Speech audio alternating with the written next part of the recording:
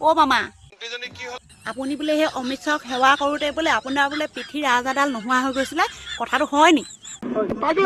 এই মই নাই কোৱা নহয় এই অখিল দাহে কৈছে আৰু কৈছে মামা আপোনাৰ কথা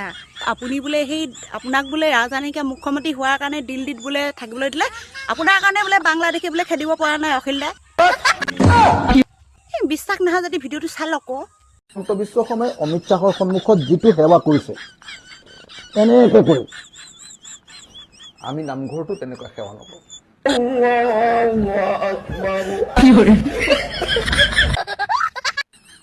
কালি এনেকুৱা লাগিছিলে মোৰ যে হিমন্ত বিশ্ব শৰ্মাই সেৱা কৰোঁতে তেওঁৰ ভিতৰত থকা ৰাজহাড়ডাল নাইকিয়া হৈ গ'ল মোৰ এনেকুৱা লাগিছিলে যে অমিত শ্বাহক যিটো সেৱা দিছে সেই সময়ত যেন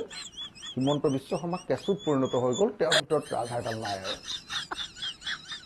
অৰ্থাৎ অসমে ৰাজহাড় নাইকিয়া মুখ্যমন্ত্ৰীক দিল্লীৰ ওচৰত দি দিয়াৰ কাৰণে আজি অসমত আমি বিদেশী খেলিব পৰা নাই